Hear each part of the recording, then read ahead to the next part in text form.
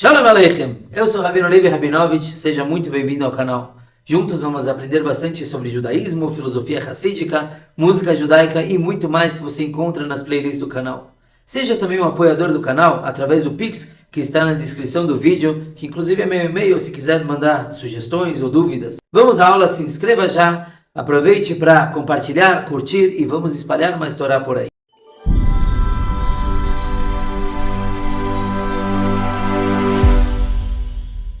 Ok, estamos no meio do capítulo 19 e o que vimos até agora? O seguinte, que o En Sof, o infinito de Deus, onde brilha dentro da pessoa? Sabemos que cada um tem parte de Deus dentro dela. Falamos então que onde eu posso encontrar na alma? A alma tem 10 faculdades divinas, forças, 3 intelectuais, 7 emocionais. Falamos que Chokhmah, que é a primeira, é lá que habita o En Sof, lá que habita essa partícula divina, e por isso falamos que é o amor que nós temos por Deus, nesse nível é supra-racional.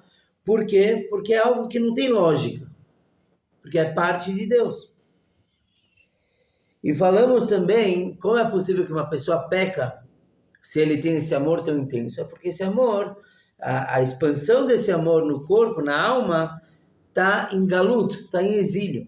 Uma vez que a alma está dentro do corpo, e o corpo não necessariamente obedece à alma divina, mas sim à alma animal também. Então, esse espiritual da pessoa está dentro, está de luto dentro da pessoa, está de exílio. Então, eu entendi que o lado espiritual está tão oculto dentro da pessoa que ela consegue pecar. Então, eu respondi a pergunta de como pode pecar. Agora eu fiquei com uma outra pergunta. Pergunta do outro lado. Falamos que até um pecador, quando ele passa por um desafio da unicidade de Deus, aí ele bota para quebrar. Ele revela o amor que ele tem dentro dele. Como? Se eu falei que o espiritual, o amor está oculto e não consegue se manifestar, por que quando ameaçam a vida de um judeu para fazer idolatria, aí sim ele de onde vem essa força? Como que a clipá, a casca, consegue ocultar, ou melhor, não consegue ocultar mais esse amor? Então ele diz o seguinte, o Tânia, ela chega a lutas esse exílio que nós falamos, que a alma se encontra, não é a alma mesmo, não é a faísca divina que está nesse exílio. O que está no exílio é a transmissão. Falamos que se encontra em Chokhmah, o primeiro ponto da alma. Lá está a faísca divina, mas de lá ela se expande para o resto da alma, certo? Para dar vitalidade para o resto da alma. E a alma dá para o corpo. Então, o que está em exílio é a transmissão, é a Amshachá, é o que vem desse nível. Falamos qual é a doença do século, ou talvez de toda a humanidade. iPhone? Pode ser Android também. Qual é a doença? O ego.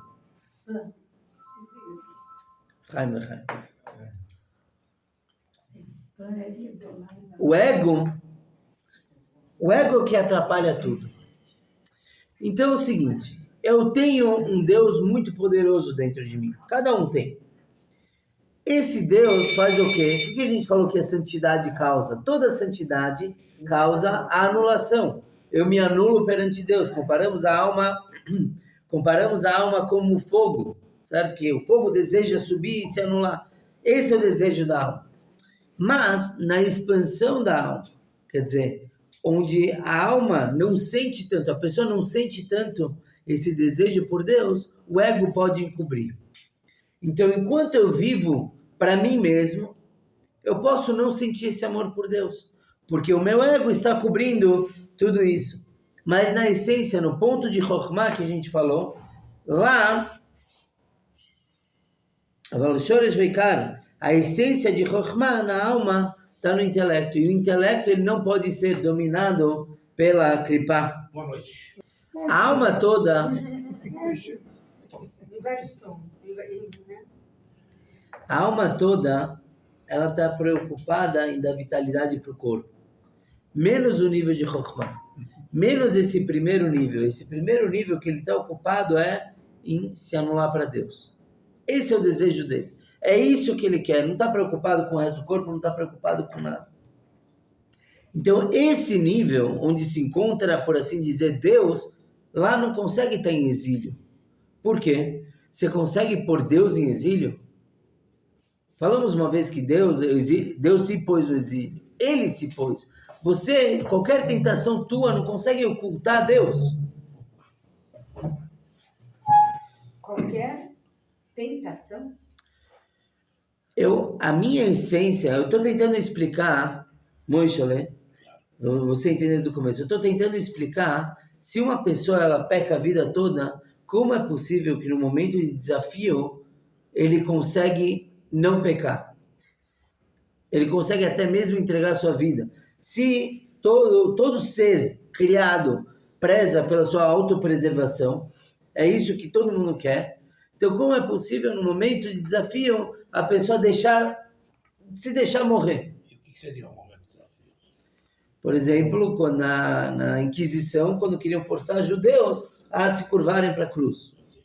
E muitos judeus entregaram a vida. Falamos que não tem lógica nenhuma nisso. Mas o que a gente quer falar é se ele pecou a vida toda e ele encobriu o amor, como que naquele momento revela? Então o Tânia está falando que esse amor é verdade, que sua expansão está coberta, que vem de Chokhmah. Tudo isso está encoberto pelas tentações, pelo ego. Mas a essência da alma da pessoa você não consegue encobrir aquilo. Por quê? Porque lá está Deus. O que pode cobrir Deus? Se Deus ele quer se colocar no exílio, ele consegue. Mas nós não temos essa força. E a essência de Deus que está dentro de cada um de nós não consegue ser revestido pelo Yetzer Hara, pelo mau instinto, pelo corpo. Todo o resto, sim. Então, enquanto uma pessoa está pecando, ou foca no pecado, ou tem uma vida que não vai de acordo com Deus, então o seu intelecto está ocupado, até o Tânia usa a expressão que no seu conhecimento e compreensão ele está ocupado com coisas vãs, ou coisas não divinas, mas Chokhmah, o nível superior, ele está puro. Então como ele consegue pecar? Porque esse nível não está oculto. Ele não está subjugado pelo mal, ele está dormente, está adormecido. O que acontece numa pessoa, o que possibilita ele pecar? Tendo aquele amor tão poderoso dentro dele, é porque o amor, a essência do amor está dormindo. Mas está lá. Qual é a diferença entre exílio e sono? Exílio, você está sob comando de outra pessoa. Se eu estou preso, estou na prisão, eu tenho que obedecer os guardas. Eu não tenho liberdade nenhuma. Se eu estou dormindo, eu não estou na prisão. Na realidade, quando a gente dorme, a gente tem um certo nível de consciência. Senão, todo mundo ia cair da cama o tempo todo. Certo? Então, o que acontece é que a essência desse amor que nós falamos, ele está adormecido. E o dormir, o dormir não é considerado como exílio ou prisão, nada disso. Que consta na Halachá, Adam Muad Leolam. Se eu tenho um boi, e esse boi foi lá e chifrou o cachorro do meu vizinho, eu posso alegar no tribunal que, poxa, era um boi tão bonzinho, ele nunca fez isso. Então eu pago metade do prejuízo. Eu estou resumindo um tratado inteiro do Talmud, mas tudo bem. Se meu boi vai e chifra de novo, eu pago metade do prejuízo. A terceira vez, meu boi deixou de ser um shor tam, um boi inocente, e se tornou um shor muad. Muad quer dizer que é bravo, é nervoso. Logo, eu passo a pagar o prejuízo inteiro. Por quê? Porque eu tenho certeza que esse boi não é um bicho tão manso quanto eu achava. Ok. Agora, um homem, ele é considerado muad leolam. Ele é sempre não nervoso, mas ele é sempre responsável pelas suas ações. Não existe ele falar, eu não sabia o que eu estava fazendo. Não existe. Mesmo quando a pessoa bebe, ela tem que ser responsável. Mesmo quando ela é hipnotizada, uma vez eu vi que uma pessoa, mesmo em hipnose, ele nunca vai fazer uma coisa que ele não faria acordado. Então, se você convence, por exemplo, você convence alguém que está sob hipnose a tirar a roupa em público, é porque dentro dele, ele é shayach, ele faria isso. Não faz por convenção social, mas ele faria isso. Uma pessoa nunca vai fazer contra o que ele realmente faria. Agora, com crenças, né? Tem uma coisa a ver com as crenças também. Mas o que eu quero falar é que uma pessoa, pela halachá, mesmo dormindo, ele tem responsabilidade. Então vamos dizer que eu deitei do lado do vaso da minha avó. Um vaso chinês, lindo. E eu, no meio do sono, eu bati com minha mão, sem querer, é óbvio. Eu tenho que pagar o prejuízo inteiro. Eu não posso alegar, estava dormindo, não sabia o que estava fazendo. Não, um homem, ele sempre tem que ter responsabilidade sobre seus atos. Ok. Isso quer dizer que o sono, eu não posso comparar o sono com uma prisão. Se bem que em Birkot HaShachar, nas bênçãos matinais, a gente comparou que levantar da cama é como sair da prisão, principalmente se a cama é boa.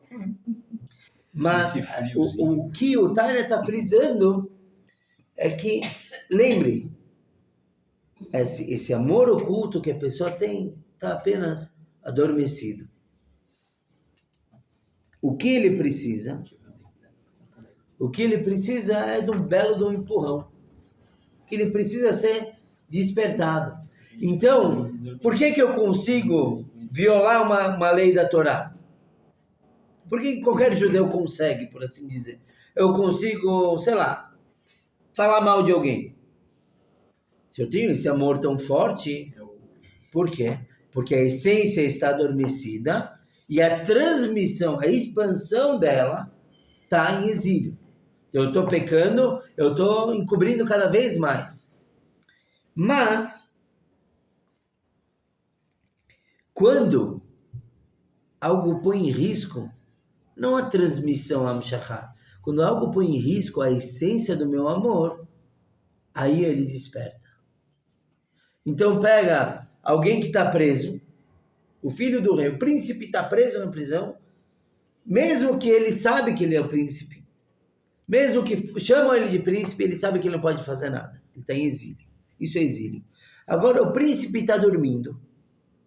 E alguém grita fogo, fogo, está pegando fogo. Naquele mesmo momento, ele vai acordar e todas as faculdades e forças dele, intelectual, emocional, tudo vai entrar em ação.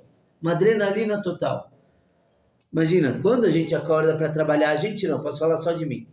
Acordo para trabalhar na escola, acordo meio assim, zonzo. Tem que deixar o despertador longe da cama, porque senão, desliga. Por quê? Porque é trabalho. Para vir no Shabbat eu acordo rapidinho. Mas, quando toca a sirene, na mesma hora já pulo, como se eu nem tivesse dormido. Por quê? Porque aí entra a questão de perigo. Aí entra algo que fala, ou você acorda ou você acorda. Não tem essa opção de talvez sim, talvez não. Está entendendo a relação? Quando algo vai contra a essência da alma, aquele Deus que está dentro da alma naquele momento, não adianta, todos os pecados da vida dele, tudo que ele já fez na vida dele, não conta. E mais ainda, vejam como o Tânia fala, quando vem um teste para a pessoa em algo da sua fé, fé é acima do intelecto. Não é algo que eu posso relativizar, não. Eu peco isso na Torá porque eu não vejo que é pecado. Isso sim, isso é o pecado do dia a dia. Mas quando vem algo que provoca a minha fé, não tem como eu negociar com fé, porque a fé está acima do intelecto. E toca na minha alma, desde o nível de Chokhmah que falamos. Então, imediatamente aquele amor se desperta e começa a fazer o que ela tem que fazer. Se direcionar para Deus. Como está escrito, Vaikatz ki Hashem Havaya, como está escrito nos Salmos, que Hashem despertou como quem dorme. Quer dizer, desperta com uma violência muito forte, com um poder muito forte, para que esse despertar, faz com que a pessoa possa passar pelo teste sem lógica nenhuma. Então a gente trouxe o exemplo outra vez de um soldado, um judeu, que a vida toda trabalhou no exército russo. Eles pegavam crianças com 5 anos. E a única coisa que ele sabia que era judeu. Quando aquilo foi confrontado, quando o Poritz, que o senhor feudal queria casar, o czar queria casar esse soldado com sua filha, contanto que ele se convertesse, ele pegou, estava passando por uma ponte, ele pulou da ponte. Não tem lógica nenhuma. Pergunta para ele, o que é judaísmo para você? Ich weiß nicht. Nem isso ele ia saber falar, não devia falar isso. O que é judaísmo? Nada. Eu sei que eu sou judeu, só isso. Você vai casar com a filha do czar, vai ser riquíssimo, general. Qual é a lógica para você pular da ponte? Não tem lógica. Porque tocou naquele nível que está acima da compreensão, acima da lógica na pessoa. E isso faz com que tudo o que ele se acostumou a vida toda, tudo de pecaminoso que ele já estava acostumado, se torna algo desprezível para ele. Então, ontem ele estava comendo o que não podia. Agora ele está num teste. No momento do teste, ele olha para frente, ele imagina, eu nunca mais comeria uma coisa dessa. Por quê? Porque no momento do teste, revelou o Deus que está dentro dele. E Deus não quer nem que ele se ajoelhe para a cruz, e nem que ele coma todas aquelas outras coisas. O Rebbe Maharaj, que é o quinto Rebbe da dinastia Chabad, ele escreveu o seguinte, que quando uma pessoa é confrontada com esse tipo de desafio, de entregar sua alma na prática, sem dúvida nenhuma, ele se torna uma pessoa nova. Então, mesmo se ele não morrer, quer dizer, não matarem ele, imagina que o czar fala, sabe o que, você não quer mais se converter, tudo bem, continua a tua vida. Mesmo assim, ele se tornou uma nova pessoa. Por quê?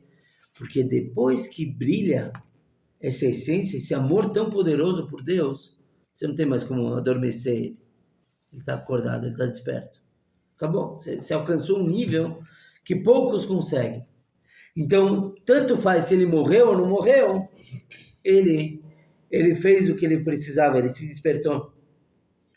E tudo aquilo que dominou a vida dele, todos os pensamentos pecaminosos, todos os maus desejos que ele teve, não conseguem mais dominá-lo.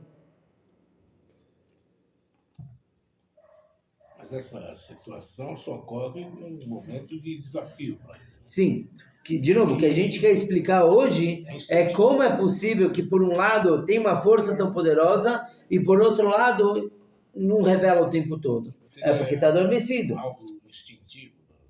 É mais do que... É algo acima da lógica. É quando você desperta por uma razão, muitas vezes você é tomado por isso. Sim, você... É impactante. Você não, às vezes não espera isso. Você é totalmente fisgado para isso. Fisgado para isso.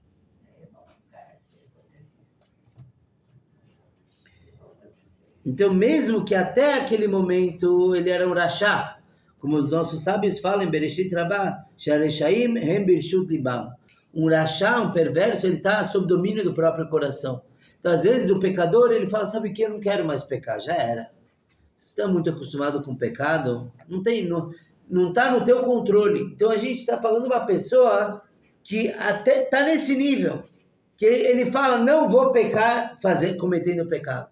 Mesmo assim, quando ele vem num teste, então todas essas tentações, toda essa mania dele não consegue segurar ele. Por quê? Porque é fundamentado Beharerei Kodesh, nos montes sagrados. Isso quer dizer no cume da santidade, no ápice da santidade. Esse amor, ele é tão elevado que se você revelou, nada te derruba mais. Porque lá está a luz infinita de Deus. Aquela parte de Deus que ele colocou na tua alma está naquele nível. Revelou, você não tem mais como limitar aquilo. E aí o que acontece é que naquele exato momento, tudo de errado que a pessoa fez na vida dele é como se não tivesse acontecido. Por quê? Porque Mudou de nível. ele mudou de nível. Ele é aquele Benoni, por assim dizer, ou até Tzadik, que para ele é impossível ele pecar de novo. Não tem mais aquela possibilidade. Falamos que um Benoni, um intermediário, um Rashá, perdão, um pecador, é aquele que tem até a possibilidade de pecar. Acabou para esse cara, isso mudou o jogo. Porque é um reconhecimento, ele reconhece que pecou tanto e agora não vai pecar. Não. Revelou nele um amor tão forte a Deus que acabou o pecado. Um exemplo para isso é luz e escuridão. Tá? O que acontece se eu acender uma chama, um fósforo, uma lanterna na escuridão? Não é que a escuridão deixa de agir. A escuridão some como se ela nunca houvesse existido. Sem nenhum resquício. Não aparece nada. Entendeu? É algo tão poderoso, esse amor, que no momento que uma pessoa fala, não, se é Alá ou a espada, acabou.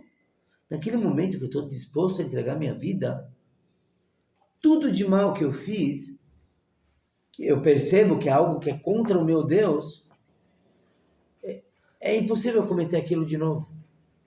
Porque na realidade, a gente já falou entre parênteses algumas vezes, que qualquer pecado é se afastar de Deus. Só que a gente não reconhece isso porque a Clipá ocultou. Mas quando a gente fala de idolatria, quando a gente fala de algo tão tocante na nossa alma, então aí a pessoa se deixa levar e transforma tudo isso. A gente falou uma vez já, ou não, que a tchuvá, o verdadeiro retorno a Deus, tem esse poder também. Não estou falando agora de revelar o amor, mas se eu me arrependo de verdade de algo que eu fiz, e eu confesso a Deus, eu tomo a decisão de nunca mais fazer, aquele meu pecado se transforma em boa ação, mérito.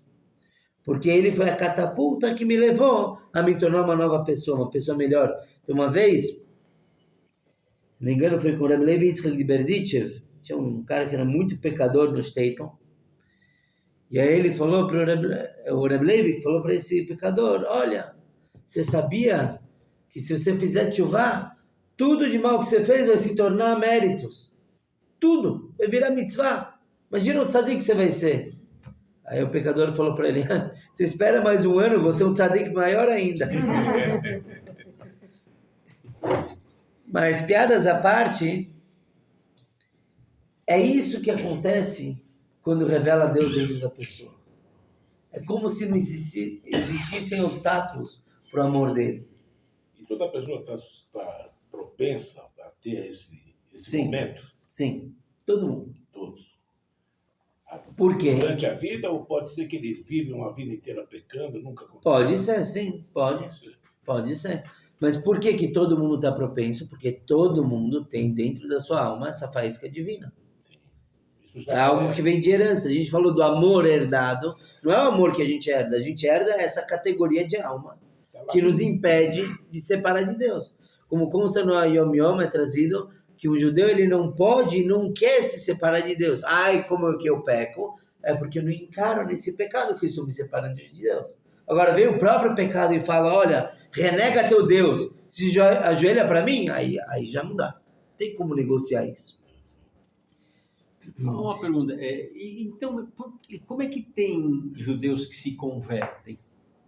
Então, em primeiro lugar, porque se isso for impossível por conta da pessoa, acabou o livre-arbítrio. Se a Torá fala tantas vezes, não vai fazer idolatria, é porque é possível fazer. Mas e o que aconteceu? Que esse aqui despertou e entregou a vida e o outro não. É porque ele chegou a algum raciocínio prévio, ainda antes. Ele chegou à conclusão de que isso não vai separar ele de Deus. Que é isso que aconteceu na Inquisição. O que são os cristãos novos? Que fechavam as cortinas para acender vela do Shabat. Eles falaram, não, eu vou viver, mas continuar servindo Deus. Está certo ou errado? Quem sou eu para julgar? O Rambam fala que está tudo bem, vamos aceitar, bola para frente. Mas a natureza da pessoa, digamos assim, fala, a pessoa não tem filhos, tem família que dependa dele. Então não vai falar, não posso morrer porque são meus filhos. E falam, vou botar um espião do teu lado, um cara da igreja, como eu vou cortar, posso falar claro isso? O cara da igreja do teu lado o tempo todo, esse cara vai entregar a vida. Porque ele não tem nada o que se apegar. E é necessário, de novo, como eu falei, para ter livre-arbítrio. Se eu falo, um dos padres que mais fez tsuras para o povo judeu era judeu. Tadeus, em Praga. O raciocínio dele foi que isso não afasta ele de Deus. Ele encarou Deus de outra forma, que é muito perigoso.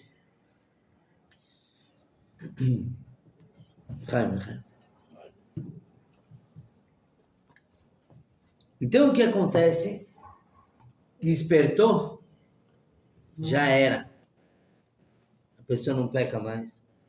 A gente não pode rezar para isso acontecer. Primeiro porque geralmente acontece por tsuras. E também, o Yom trouxe um tempo atrás, alguns dias atrás, que é uma tolice a pessoa rezar para ter ajuda divina no serviço a Deus. Não pode. Eu tenho que servir Deus, não pedir para isso acontecer. Mas realmente para quem acontece, é uma outra conexão. Como está escrito em Yeshayahu, Kol hagoyim kein negdo. Todos os povos são como nada perante a Deus. Aqui a gente não está falando necessariamente de pessoas, estamos falando das klipot. Lembrando que as outras nações vêm de Shalosh, klipot atmeot, as três, os níveis de impureza. Então, perante Deus eles não são nada. Isso se refere à vinda de Mashiach. Quando chegar Mashiach, toda a impureza vai sumir perante Deus. Por quê? Porque Mashiach é uma época que Deus vai estar revelado. Se Deus se revela na frente de alguém, essa pessoa nunca mais peca. Está vendo Deus? Como você vai fazer uma coisa contra ele? E o Tânia traz outros versículos, ele traz o Salmo 92, que os teus inimigos perecerão, serão espalhados. Tudo que é impureza vai sumir. Ou como consta em outro salmo, que eles vão derreter como a cera perante o fogo. Assim como a cera derrete na frente do fogo, assim toda a impureza vai sumir. Uktiv harim kadonag namasu. Está escrito, os montes vão derreter como cera também. Os montes agora se referem a clipar, ao que é impuro, vão se derreter perante Deus. O que é uma revelação incontestável de Deus na vida de uma pessoa? Não, a gente não tem isso. Mas são esses testes, por exemplo.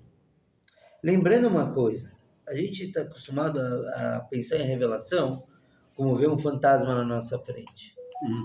Deus está na minha frente. Na minha frente, panim, lifnim, não quer dizer só frente, cara a cara. Bifnim, de dentro. Deus se revelar na tua vida não é um Deus aparecendo na tua frente. É Ele revelando dentro de você, porque você já tem Ele. A gente falou, Ele está adormecido. Se você desperta Ele, como desperta? Num momento de choque. Como que se acorda uma pessoa? Jogando água, né? Ou empurrando, ou gritando. Normalmente, como desperta alguém, tá? Não ele se desperta. O que você faz? Você empurra a pessoa, ele acorda.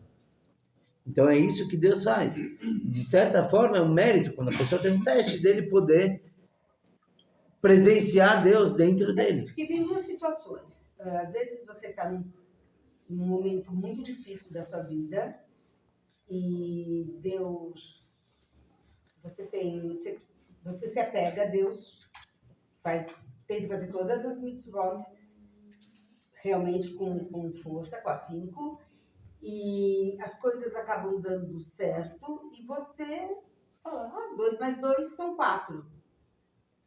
Eu tive um momento difícil, eu me apeguei a Hashem, as coisas deram certo, Deus está revelado, Deus está aí, Deus existe.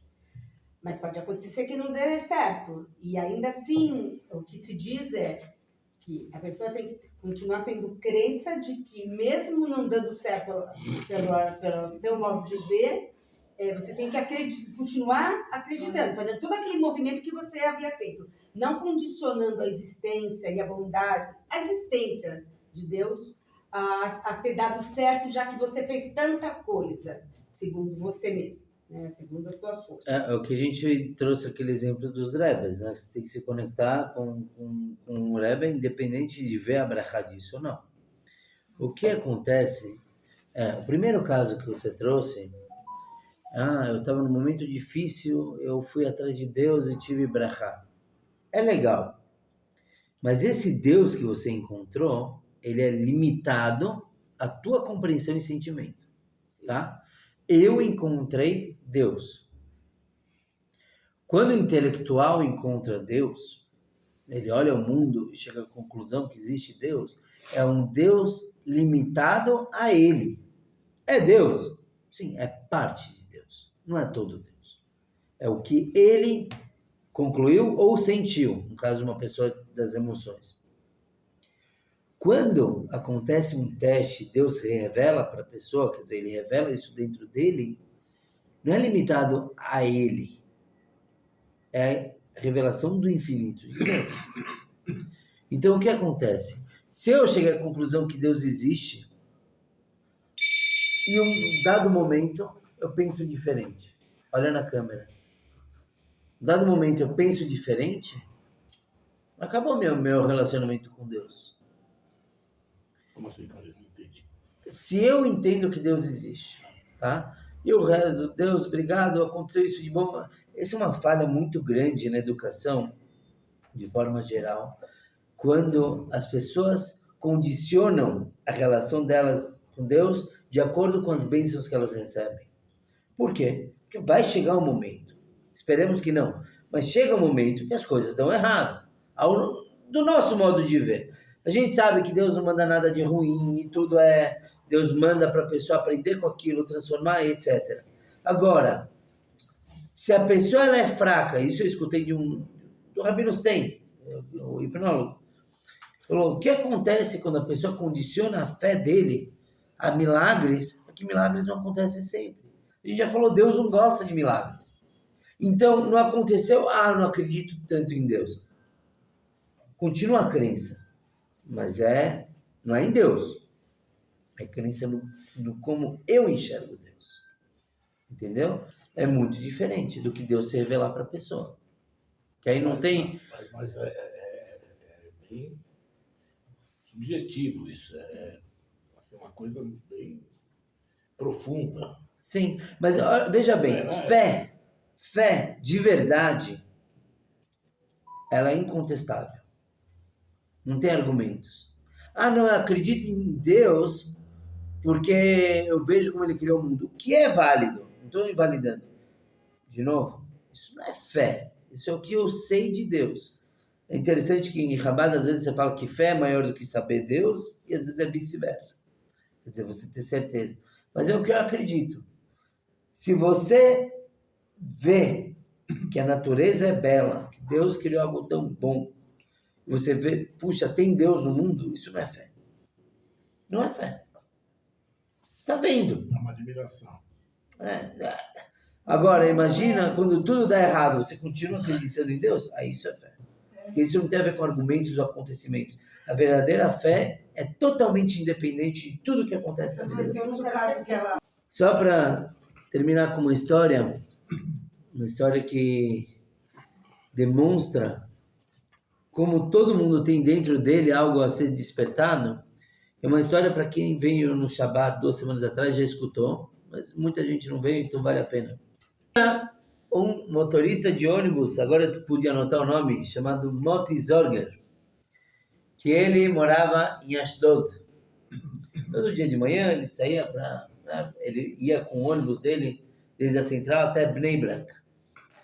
E lá ele começava o trabalho. Então ele acordava cedo, rezava, fazia. E um dia a empresa dele falou que isso é uma perda de recursos. Por quê? Porque desde Ashdod até Bnei Brak ele não está trabalhando, está só gastando combustível. Então, eles fizeram a linha dele sair de Ashdod, ir para Ashkelon, e aí de Ashkelon para Bnei Brak. Assim ele poderia aproveitar mais a viagem. Só que para isso ele tinha que acordar mais cedo e ir para Ashkelon. Quem que ele ia pegar em Ashkelon? Mulheres drusas. Então, nosso amigo Reb Moto, ele tinha que ir para Ashkelon, pegava as drusas lá cedo. Claro que isso afetou a vida dele, tinha que rezar em outro horário, mas tá bom, o trabalho dele. Passaram-se alguns dias. 5:30 da manhã, ele tá lá, ele no ônibus, e as drusas, senhorinhas drusas lá. E liga um amigo dele da Alemanha. Ora, Malton, tudo bem? Preciso da tua ajuda. Como eu posso te ajudar? Ele falou, uma sinagoga está me cogitando eu pegar para ser Hazan, em Rosh Hashanah Yom Kippur, e me pediram para mandar áudios, como eu canto. E músicas faradi eu dou conta. Mas pediram para mandar música em Yiddish. Eu não sei cantar Yiddish. Então faz o seguinte, me pediram uma música chamada Yiddish Emame. Você conhece? A Vada, eu conheço. Então canta para mim. E eu vou gravando aqui do meu lado, aqui na Alemanha, e eu vou aprender. Tá bom. Agora Malcolm, distraído, começou. A Yiddish Emame. Cantando. Ele olha para trás. E as drusas lá, cada uma tricotando, uma fazendo sei lá o quê. Ninguém tá nem aí, continuou cantando. No Viva a Voz. Tá, cantou, o amigo agradeceu, chegou em Bnei Brak. E aí, as senhorinhas estão saindo, e uma toca no ombro dele e falou, você me voltou 50 anos. Voltei 50 anos no tempo. Tá bom. Uns 5 dias depois, essa mulher, estava todo dia no ônibus, essa mulher chega para ele e falou, olha, eu escutei você cantando aquela música Yiddish Emame, eu achei um CD dessa música, então, disco, comprei para você.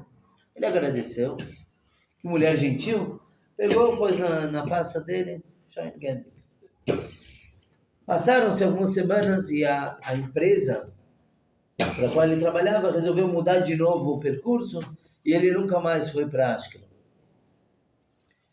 10 anos se passaram, ele recebe o telefonema de um amigo dele da base, lá dos ônibus, falou, olha, Malcolm, tem uma mulher que está implorando pelo teu telefone.